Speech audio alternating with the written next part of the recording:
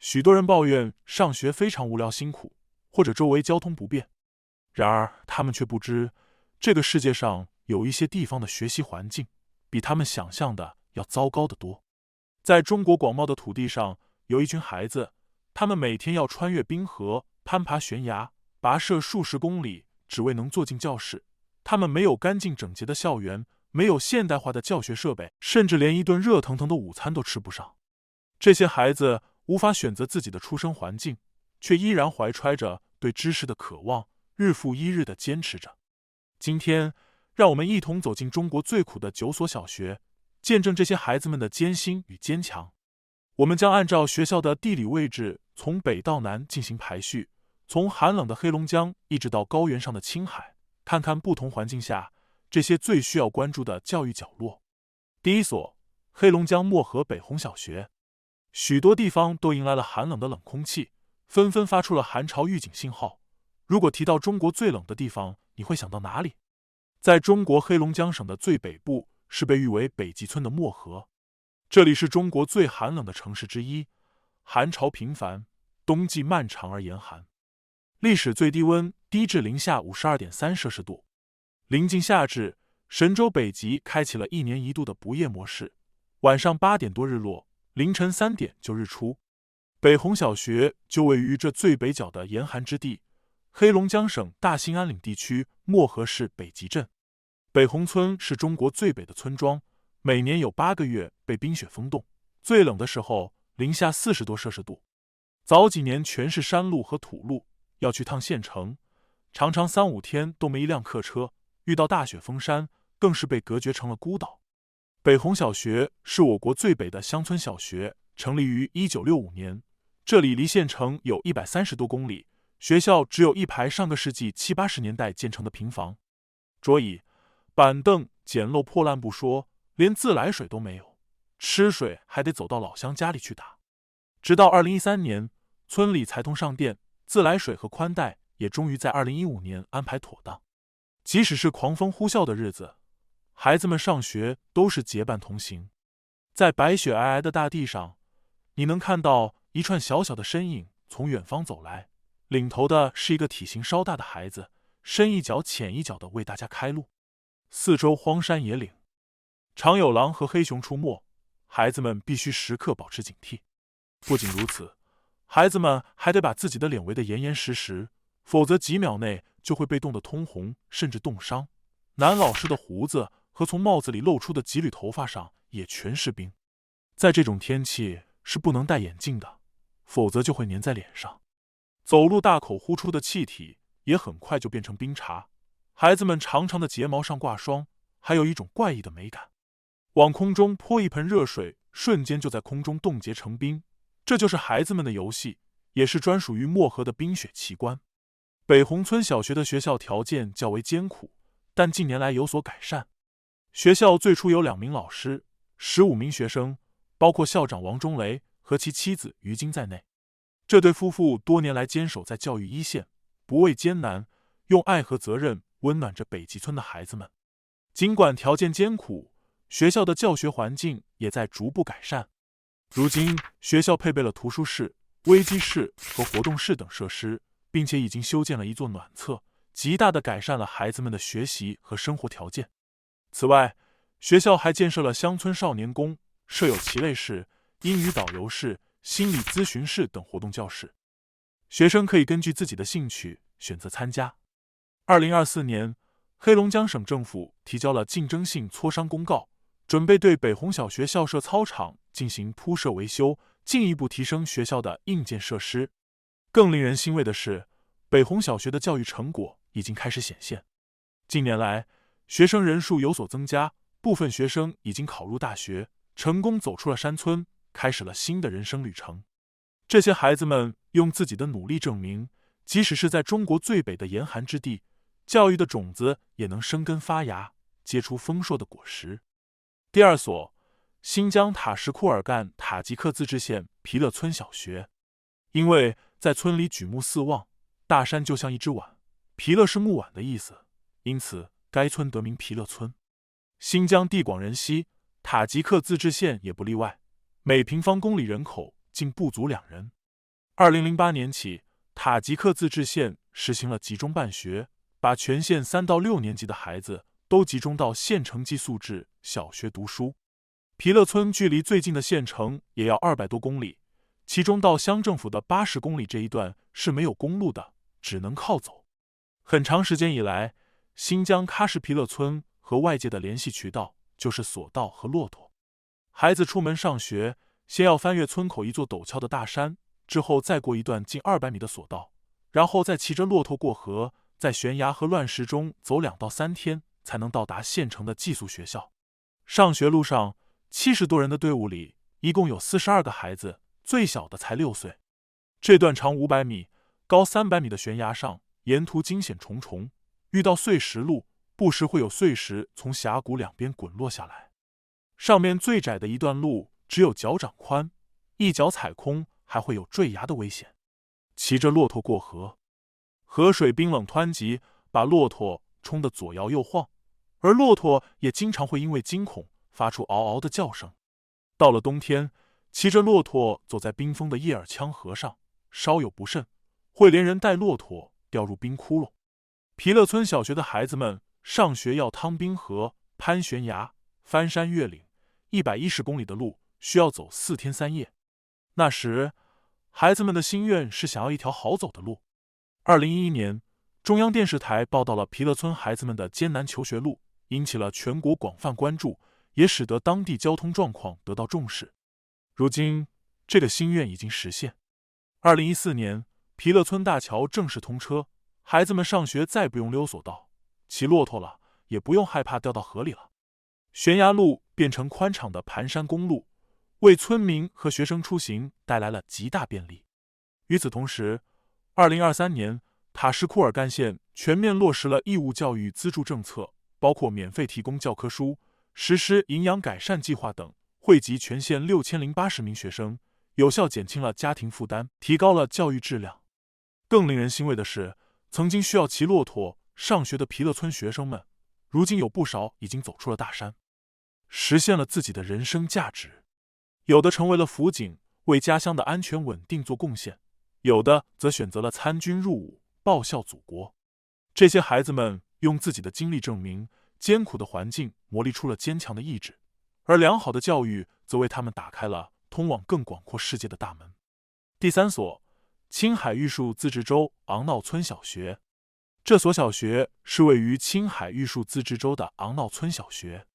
昂闹村小学坐落在海拔4600米的高原上，全校只有3个年级，总共有40名学生，所有的学生都挤在一个教室里上课。这里一度被称为是中国海拔最高、氧气最稀薄、条件最艰苦的学校。整个学校只有6间建造极其简单的土坯房，其中3间用于住宿，3间用于教学。学校的围墙也极具特色，是由干的牛粪垒砌起来的。这些牛粪既是院墙，也是燃料，以至于这里一度有牛粪学校称号。但即使条件如此恶劣，也阻挡不了孩子们对知识的渴望。也正因如此，为了能让每个孩子都有条件上学，校长立下规定，只需要用1车牛粪就可以抵消1年学费。昂闹村小学的校长任清林州，他是小学里唯一的汉族人，同时他也是这所学校的数学老师、体育老师以及后勤。他每隔2周需要往返于距离学校120公里以外的扎青乡，采购接下来2周孩子们的吃食和教学用品。周2、周4和周6是孩子们最高兴的日子，因为在这3天的夜晚，厨师朱永福会用发电机发电，让孩子们看2个小时的动画片。盯着屏幕上的动画人物，孩子们脸上的笑容也是此起彼伏。到了夜晚，这群孩子们还会做一件非常重要的事，顶礼膜拜。因为孩子们大多都是藏族人，对佛教有着十分虔诚的信仰，所以每天在睡觉之前就会朝着拉萨的方向顶礼膜拜、磕长头。对于他们来说，信仰就是黑暗中的一抹微光，在冥冥之中为他们指引着方向。随着人民日报等多家报社的报道，这所小学引起了当地教育局以及爱心人士的关注。如今，昂闹村小学的条件有了明显改善，学校已经安装上了电灯，有了干净明亮的厨房和不再漏风的教室，学习环境得到了显著提升。当地教育部门还为学校配备了一辆皮卡，极大地方便了学校采购物资和开展活动，减轻了校长往返120公里外采购的负担。虽然条件有所改善，但昂闹村小学依然面临高海拔地区特有的挑战，如氧气稀薄、冬季严寒等。令人欣慰的是，学生人数保持稳定，孩子们对知识的渴望依然强烈。在这片高原上，教育的种子正在坚韧地生长，为藏族孩子们照亮通往未来的路。第4所，四川凉山昭觉县阿土勒尔村小学。在通往外界的2166级钢梯尚未竣工之前，阿土勒尔村的孩子们每一次从学校回家，或是从家里到山脚下上学，都要赌上一次性命。阿土勒尔村一直被外界称为悬崖村，山路陡峭难行，一道陡峭的藤制天梯将其与外界相连。一路向北奔腾而来的美姑河恣意地将撕扯着阿土勒尔村所处的这片区域，于是历经了数千万年的切割，山高谷深，悬崖峭壁在这片土地上随处可见。流水带来了大自然刀锋凌厉的杰作，也带来了各单元区的相对隔绝。今天要介绍的这所小学就位于昭觉县芝尔莫乡，海拔在1400米至1600米之间，从山底的小学到山顶村庄，海拔高差将近1000米。他们需要在长达4公里的山路之间，爬过悬挂在崖边近乎垂直的17道藤梯，行过毫无安全措施，比华山长空栈道还要惊险的崖壁。据村里老人讲，他知道的，在这条路上摔死的人就有7、8个，有村里的人，也有外来的人，而摔伤的人更多。正是因为上小学的路如此难走，孩子们通常都寄宿在勒尔村小学，直到周末放学才回一次家。在孩子们上学与放学的每个周末，村子里的家长们都会轮流去接送他们。学校只有几间破旧的教室，没有电视，也没有电脑，甚至连饮用水都非常缺乏。孩子们战战兢兢地来到教室，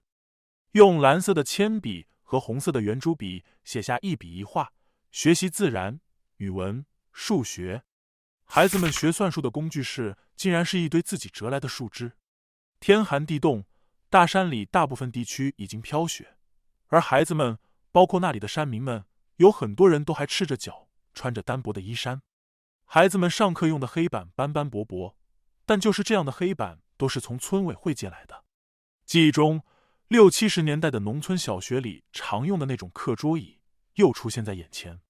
教室是由瓦顶、土墙组成的，一到下雨天就会漏水。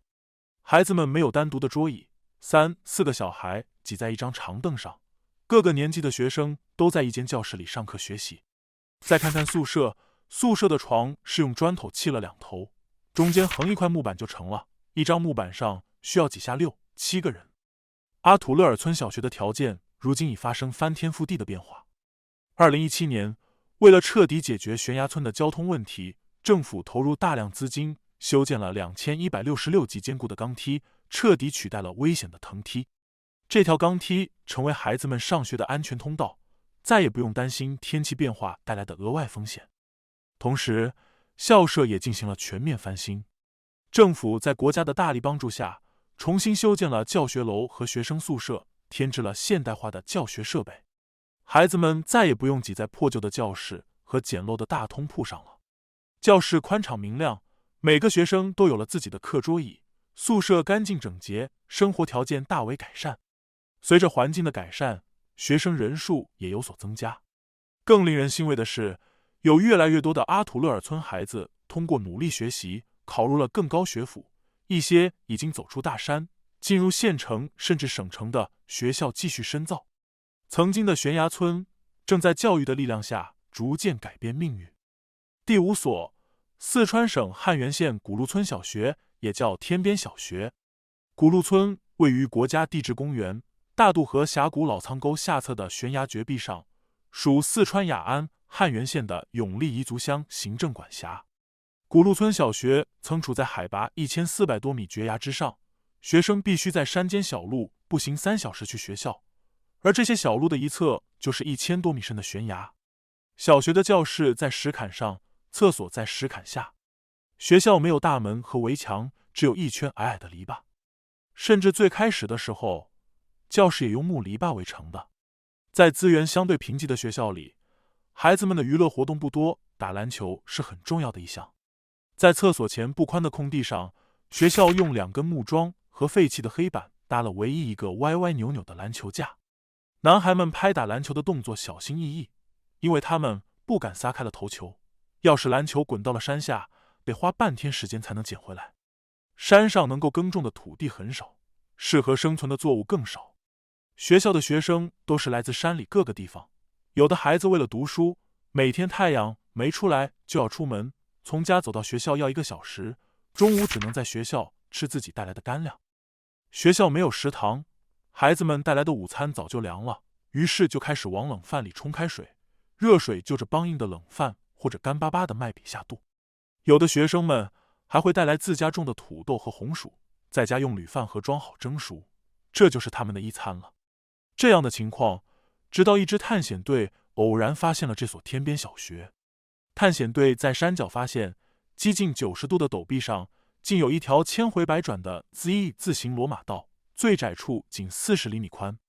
这条高空回廊般的小路让人头晕目眩，古路村小学的故事也由此传到了大江南北。2011年11月，由于地理位置偏远，生源减少及教育资源整合需求，古路村小学正式结束了它的历史使命。最后7名学生迁至山下的乌斯河镇陆地小学就读。原来的校舍被改造为古路村活动中心，用于村民公共活动。在新学校里，孩子们享受到了更优质的教育资源，有了规范的教学楼、操场和宿舍，还有了塑胶跑道和篮球架。政府为搬迁学生提供每月300元的生活补助，包含往返交通费。曾经在古路村小学坚守了26年的代课老师申其军，也转任为陆地小学的生活老师，继续照顾着这些山里的孩子们。如今的古路村通过发展生态旅游获得了新生，2024年人均收入突破 1.8 万元。随着索道和公路的修建，越来越多的家庭选择将子女送往城镇学校就读。虽然天边小学已成为历史，但它改变山里孩子命运的故事依然激励着更多人关注山区教育。第6所，贵州紫云县洞中小学。2022年热播剧《人世间》中，那所山洞小学给人们留下了深刻印象。剧中冯华成和周蓉在偏远山区教书育人的故事感动了无数观众。而这样的学校在现实中确实存在，它就是贵州紫云县格凸河镇葛井村的中洞小学。贵州紫云县格凸河镇葛井村的中洞苗寨被称为中国最后的学居部落，这里主要分布着苗族人，他们世世代代与世隔绝，与世无争，过着世外桃源一般的生活。当地的山脉有上、中、下3个洞，村民们集中住在的中间的那个洞里，当地人称其为中洞。中洞里竟然还有一所小学，这简直难以置信。这所小学的面积和一个车库差不多大。洞穴是在风、水和地震的作用下，历时数千年形成。它原本是政府在1984年设立的一个扫盲点，后来逐步发展成一所学校，被称为中洞小学。学校看起来就像是一篇潦草的草稿，寥寥几笔就勾勒出了整个学校的设施。几个简易的窝棚，一块略平整的场地，就是学校全部的设施。但这并不影响孩子们的心情，他们会聚集在前方的空地上，兴高采烈地做游戏。学生每天翻山越岭来到洞中求学，最远的孩子一天往返得花6个小时。学生们下课后齐溜溜地坐在石凳上，手里快速扒开野芭蕉的皮，一口塞进嘴里，酸酸甜甜。有的学生把脆脆的黄瓜啃得咯吱咯吱，汁水四溅，好不惬意。这些简单的野果和蔬菜是孩子们日常的零食，虽然在城里人看来简陋无比，但对山里的孩子们来说却是难得的美味。他们脸上洋溢的笑容展现了山区孩子独有的纯真与知足。中洞小学虽然条件十分艰苦，但是孩子们却乐在其中，因为这里是周围4个自然村的小孩共同学习的唯一场所，也是他们的天堂。学生们在这样的环境中，不仅磨练出了坚强的意志，还学到了要积极、乐观地面对生活，与大自然和谐相处的本领。如今，洞中小学已发展成为当地学龄儿童的主要教育场所，现有8名教师和186名学生。学校条件仍然简陋，位于山洞内，光线昏暗，空气浑浊，卫生条件较差。部分学生寄宿在山洞内的村民家中，但大多数学生仍然每天往返于学校和家之间，翻山越岭上下学。政府多次劝说村民搬出山洞，移居到水、电、气、网络等基础设施更完善的村镇，但出于对传统生活方式的眷恋和对祖辈土地的情感，大部分淳朴而善良的苗族人依旧选择留在洞中，坚守祖辈保留下来的这片天地。近年来，随着媒体报道增多，洞中小学吸引了政府和社会各界的持续关注。学校条件虽有所改善，但仍需更多支持和帮助。尽管如此，孩子们对知识的渴望丝毫不减。他们把这里当作渴望知识的天堂，在艰苦环境中顽强生长，用知识改变命运。第7所，云南元阳县中桥小学。元阳县中桥小学坐落在一座依山而建的哈尼山寨中。在现代交通四通八达的今天，前往这所小学的路途依然崎岖。先乘飞机到昆明，经过7个小时的漫长车途，才能抵达元阳县城，之后便是整整3个小时，堪比过山车似的颠簸的盘山路。最后一段，则是任何交通工具都无法行驶，必须靠双脚丈量的泥泞小路。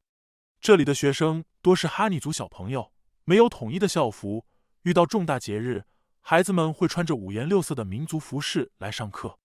没有校门，没有平整的操场，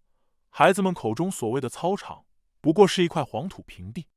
围着平地两边的陈旧土屋、斑驳的土墙，这就是学生的简易教室和食堂。土屋与土屋之间竟都没有正式的路通向中央的操场，每一条都是靠学生一个脚印一个脚印踩出来的土坡。许多看上去只有5、6岁的小孩子，熟练地滑下土坡，好像一个刚从泥里爬出的小土人。学校有300多名学生，一半以上是留守儿童，只有1至5年级，每年级1个班，共5个班。6年级的学生需要到中心小学就读。教室并不明亮，即使是白天也需要点1盏小灯。部分教室的屋顶钢筋已经裸露出来，木头桌椅不少已经裂了缝。即使这样，3名学生还要挤在一起，共用一套原本只供2名学生使用的课桌椅。书本也是一届接着一届的用，并非最新版，甚至有些过时的课本上满满都是翻动的痕迹。因为校舍不足，4年级的教室是从外出打工居民那里租借来的一间闲置住宅。对家远的学生来说，1个多小时的山路已不算什么。这里的孩子们从未上过一节正式的音乐课，美术课上只学会画简单的线条，没有专业的音乐和美术老师，课程内容也极其有限。虽然艺术教育缺乏，但孩子们对知识的渴望和对未来的向往却丝毫不减。尽管条件艰苦，但这里的孩子们身上却展现出许多令人欣慰的品质。他们的每一点进步，每一滴成长，不论是学习中还是生活中的，都激励着老师们坚持下去。这里的孩子格外珍惜上学的机会，生活的艰苦也让他们比城里的孩子更加早熟。他们会自觉地保持校园教室卫生，礼貌地向长辈问好。大一点的孩子会主动地照顾小一点的孩子，放学时把他们送回家。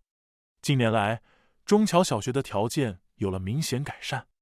2024年，一家企业为学校捐赠了热泵采暖设备，解决冬季供暖问题。上海市徐汇区的公益组织通过书法一拍活动筹集资金，用于建设新操场和资助困难学生。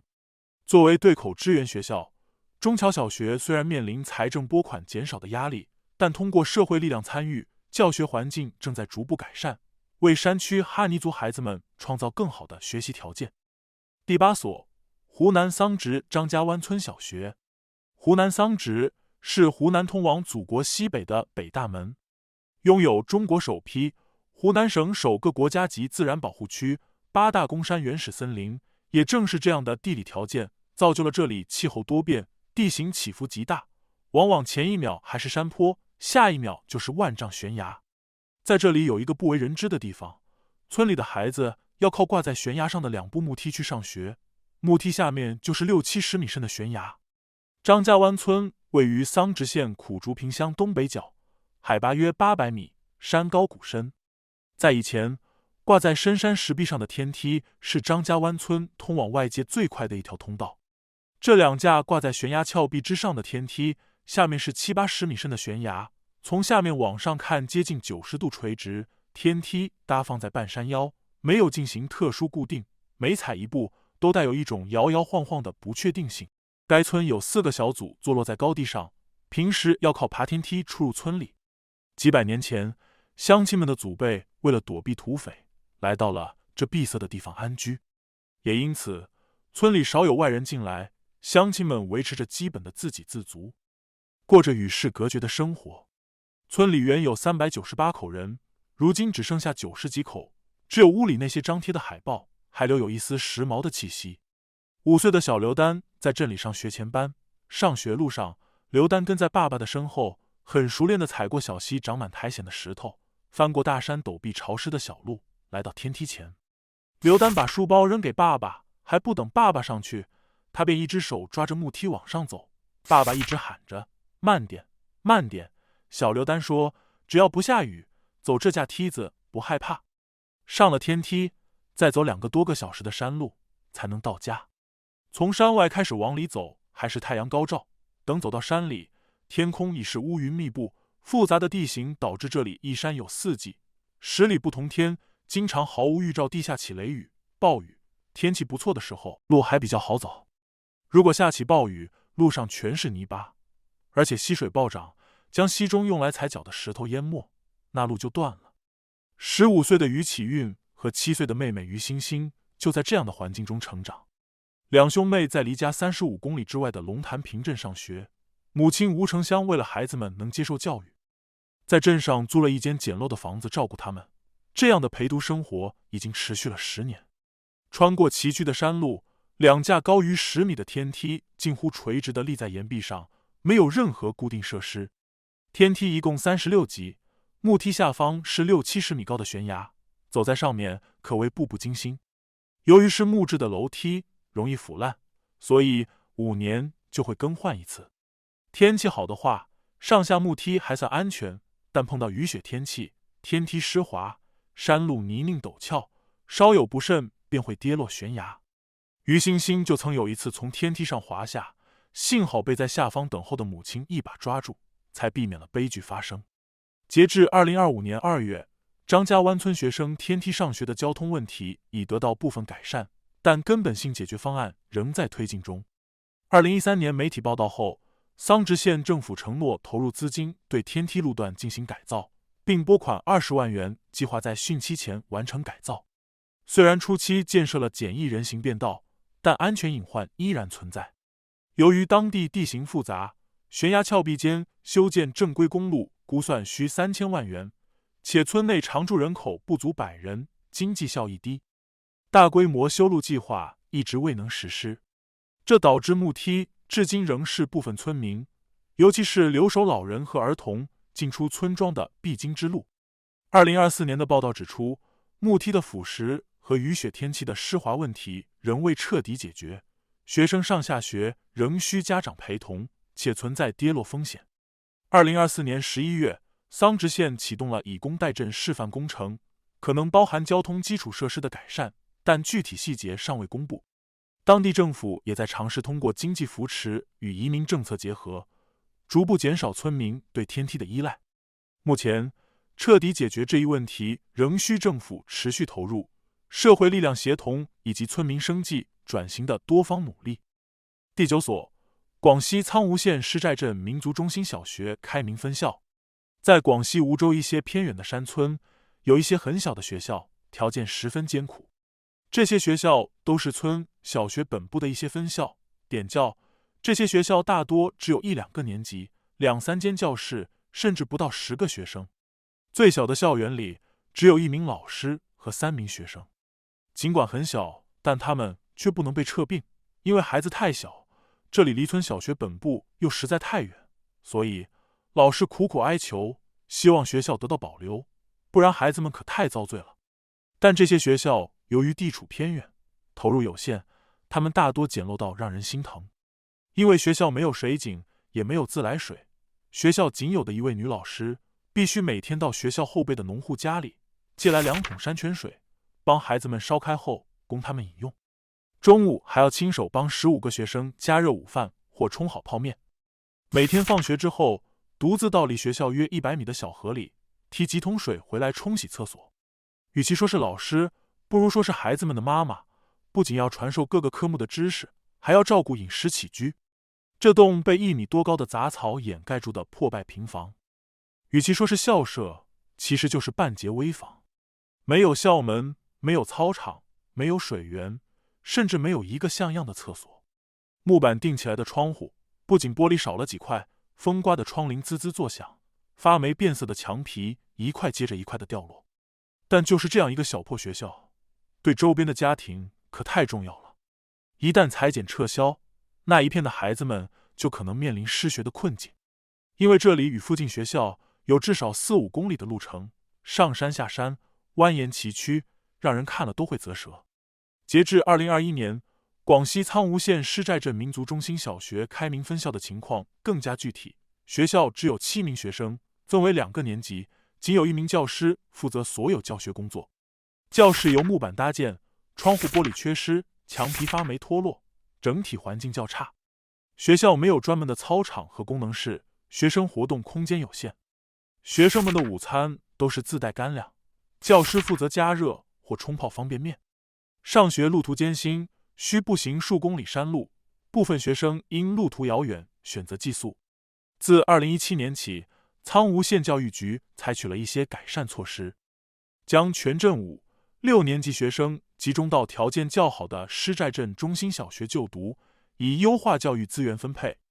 2023年，通过银领奖学计划招募退休教师支教，其中1名被派往施寨镇民族中心小学，包括开明分校。县教育局还对偏远教学点给予适当扶持，超额配备教师，并通过走教支教形式选派优秀教师支援。尽管条件艰苦，开明分校仍被保留，以满足周边适龄儿童的教育需求。社会各界通过捐款、捐物等方式支持学校，但整体改善仍需更多资源投入。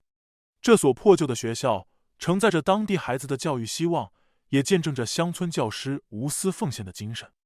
简陋木条围成的墙壁，漏雨满地泥泞的住房，孤独和恐惧相伴的上学路，这些曾经是中国最艰苦小学孩子们的真实写照。从北极边陲到雪域高原，从悬崖山寨到洞穴学堂，这些孩子们用稚嫩的肩膀扛起了求知的重担，用坚强的意志克服了常人难以想象的困难。他们为了上学，要穿越冰河，攀爬悬崖，翻山越岭；他们为了知识，可以在零下40度的严寒中跋涉，可以在悬崖峭壁边摸索前行，可以在缺水少电的环境中坚持学习。这份对知识的渴望，这种永不言弃的精神，让我们深深动容。